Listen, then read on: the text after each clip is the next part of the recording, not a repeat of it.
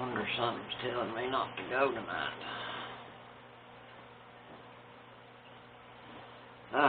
Alright folks. Pinecusicrest Neighborhood Watch. This is going to be November the 3rd. Is it not? Let me double check that. We like to be accurate. Wednesday, November the 3rd, but it's about to be November the 4th in a matter of minutes. So we'll be calling this the 11-4 edition.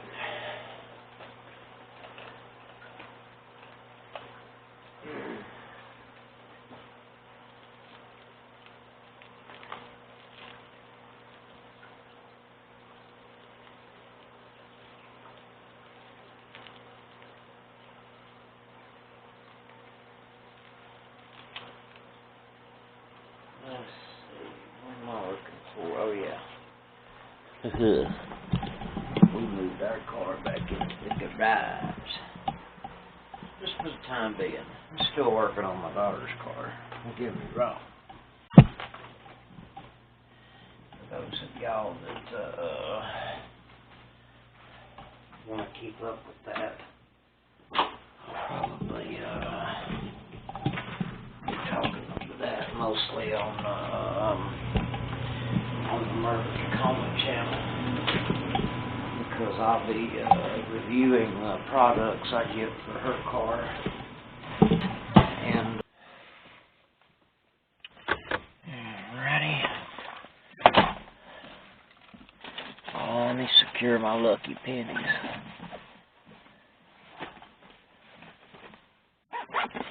Okay, that's that.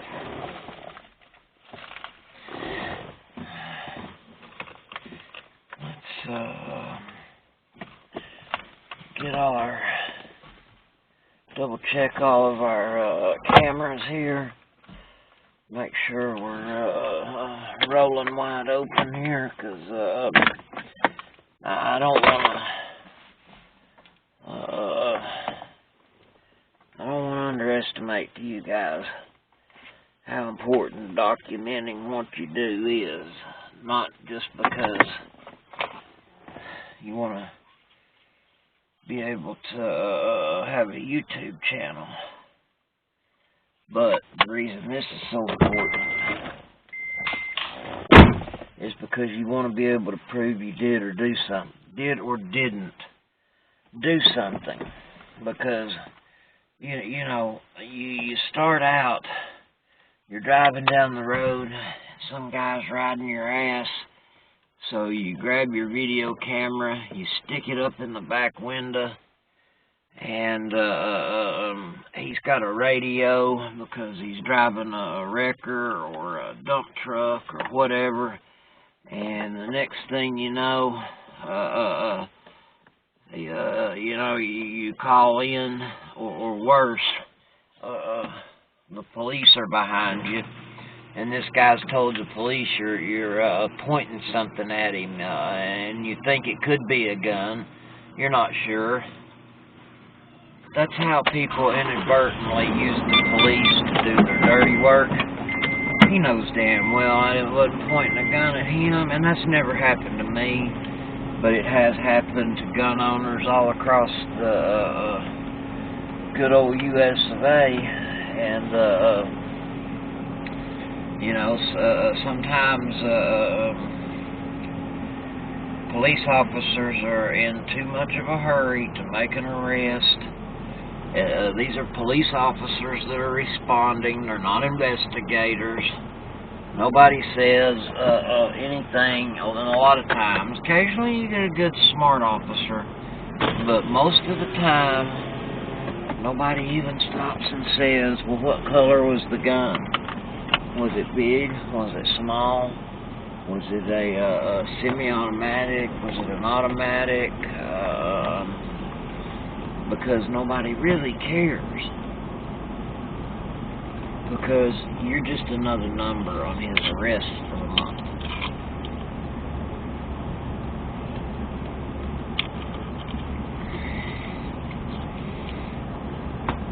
And that is where we get this huge divide between the cops and the citizens.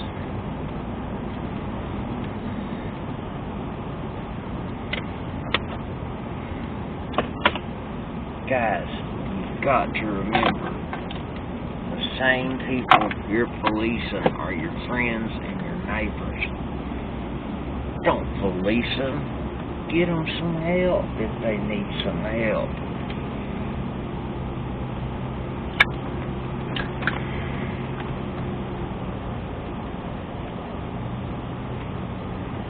We all know somebody that needs some help. I do my best to help out my friends the best I can. Do you? And no, I don't mean, here, let me take you down to the county jail and get you detoxed.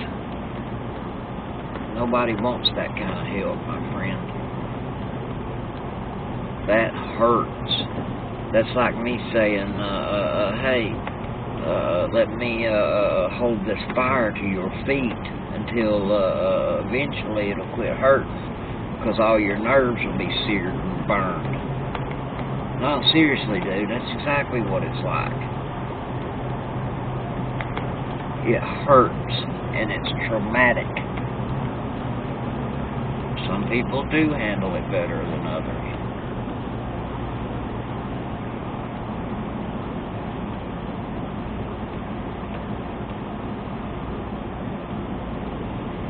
And then some people were in pain already. Some of us were in pain before this ever even hit.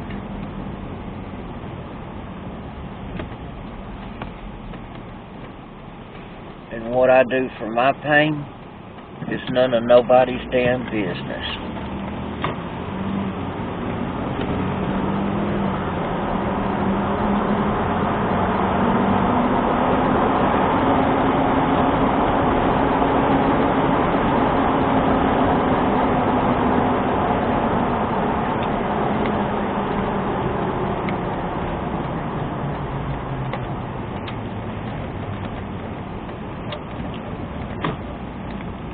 Early 2000s, when I said somebody help me for pain, they said, oh yeah, come on in, take 3 of these a day. When I went back and I said, you know, they worked for a while, but now they ain't working, they said, well shit, take 6. Okay, went back a couple of months later, guys, it's starting to, hell, take 9. I realized something then. See, I already knew what OxyContin was, because I had already been on Percocet. I realized it was just a pure form of the Percocet. Now here I am, and they're just stringing me along. And I'm already up to taking enough Percocet. If people knew, doctors and nurses would say that he's taking enough Percocet to kill an elephant. If they were individual Percocets, I mean, we're talking 20, 30 Percocets a dose.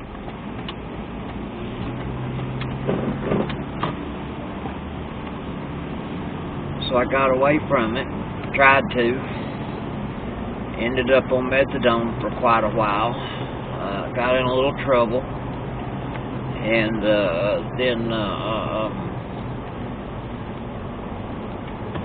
I eventually managed to kick it. Almost 28 days I didn't sleep a wink, and that's just the physical withdrawal. It took me another 30 days to get to where I could sleep at night normal. It took me a year to come out of my room, and to this day I'm affected by it. I have pain now. I have legitimate pain,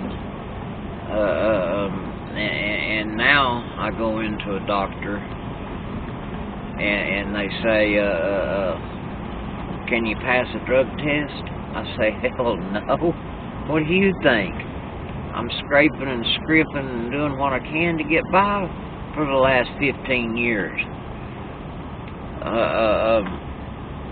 Well, I'm sorry, if you're not clean, we can't give you anything. So, in other words, they only want people that aren't addicted already. They want to make sure they're getting the people who are who haven't been touched by this disease yet. But if you've got legitimate pain, fuck you. They want me to told me I had to go to treatment. They want me to spend 90 days, 3 months of my life without taking anything for pain. And I've got a large acetabular defect in my left hip, and I've got I've got 2 discs in my back that are almost completely gone, and 2 others that are in pretty bad shape. Can't work anymore. I mean, I can in spurts, but I can't lift heavy things repetitively. And I have days I just can't get out of bed with my back. You can't keep a job like that for very long. I filed for a disability. This will be my 3rd time, this one coming up. So yeah, I'm trying, folks. And I know a lot of you will ask about what I'm doing for pain, and the answer to that is absolutely nothing. I take a lot, and I mean a lot, of ibuprofen. And yes, it hurts my stomach, but at this particular moment, it hurts my stomach less than my hip and my back. So, you know, we do what we gotta do.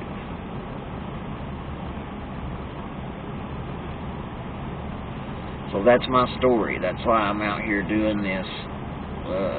Well, not entirely. We'll get into that on another episode. But I'm also a survivor of violent crime. I survived a home invasion. But we'll go into that another time. I'm out here because I can't sleep at night because I'm in pain pretty often.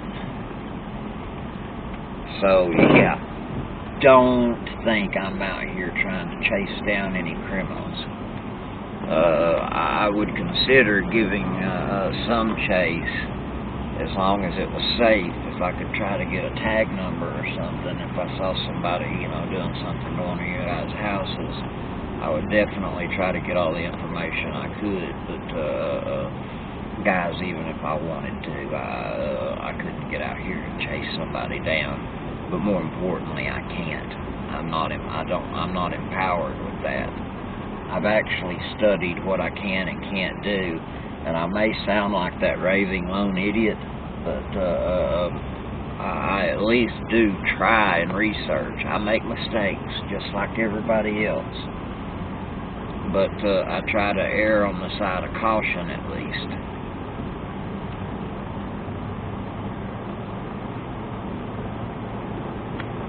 Again, the firearm, that's because I'm a Second Amendment guy. It is not because I'm out here on neighborhood watch. Trust me, if you've seen any of my other videos, it is either attached to my body or laying right beside me every time you see me, and that is a safety thing. If I have my gun on me or with me, it cannot fall into the wrong hands. Occasionally I have a granddaughter in my house. Occasionally even my teenage daughter's there. Or even my grown daughter, who I haven't had the opportunity to properly train yet. So, plus my mother, she's not trained with firearms. So, if my gun is with me, it can't be used for an accident or fall into the wrong hands. You see what I'm saying? And that's why we should allow citizens to carry firearms where they feel safe carrying them, whether it be open or not. We leave that up to the person carrying the firearm. I mean, after all, who the hell am I to even tell another gun owner how to use his weapon? Some of us don't hold them the same, but we all do these basic things. If you've seen any of my safety shorts, which is time for another one, I'll try to get you one out soon, folks. If you try and you pay attention and you do these things every single time, then at least other gun owners do recognize you as a safety person. And that is so important today.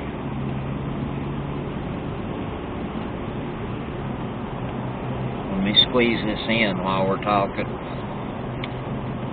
You never, ever, ever take your firearm out in public. I mean, not unless you're going to use it to stop a crime. Because, let me tell you, nothing pees another safety guy off more than to see a couple of guys out in the parking lot. God knows if they're drunk or anything like that, and one guy say to the other, "Hey, let me see that pistol," and the other guy say, "Yeah, sure." I mean, I don't know if it's a law, but let me tell you guys, it is a golden rule. If you're not in your home, do not remove your pistol from its holster or carrying place under any circumstances. Maybe the doctor's office, if you're lucky enough to find one that'll allow you to carry.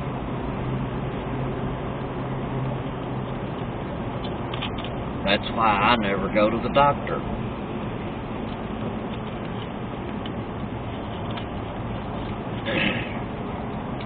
If you're going to strip me of my right to protect myself, geez Louise, don't you think you at least ought to have some type of security measures in place? Maybe a metal detector, I think, is something they've looked at, or even some type of security guard. Maybe we could just have one person who sits in an office with a gun behind a locked door all day. That'd be fine with me. Any type of protection. But we live in a world where just anybody can walk in anywhere and start shooting. And you're not going to pass enough laws to stop that from happening. Because those are called criminals. And they don't care what the law says. A law only affects the law-abiding citizen, friends. Let's be smart about going forward with what we need to do. Can we?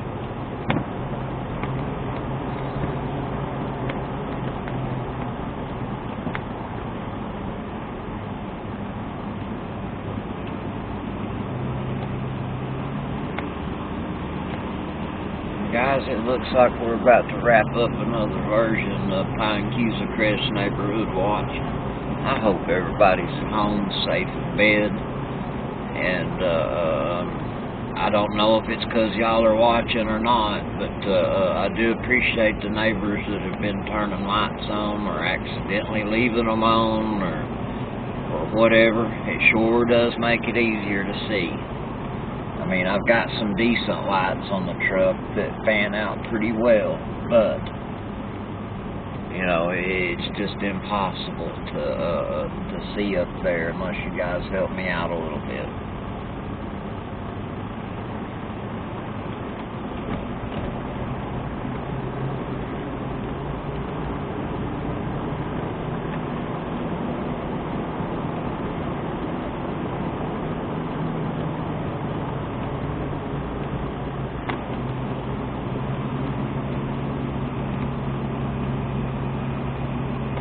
Just in case any of you are curious, my name's Lee Thompson.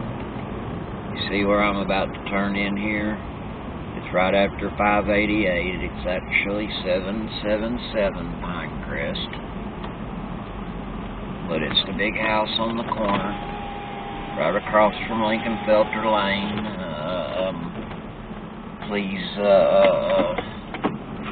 try not to come by between the hours of like say 8 p.m. and noon.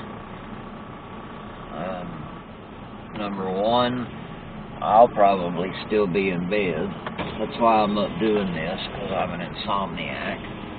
And number two, it probably freaked my mom out a little bit. She's not used to people coming by and asking for me, so yeah, just but you're welcome to.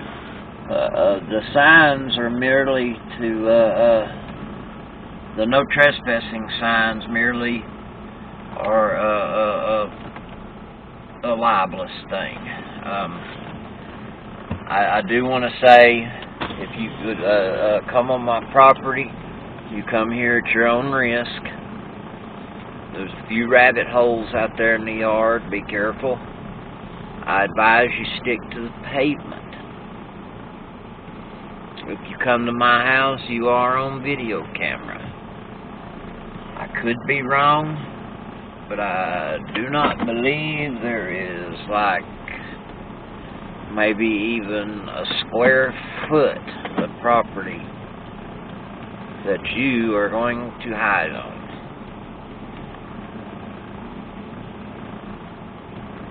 I mean, granted, you might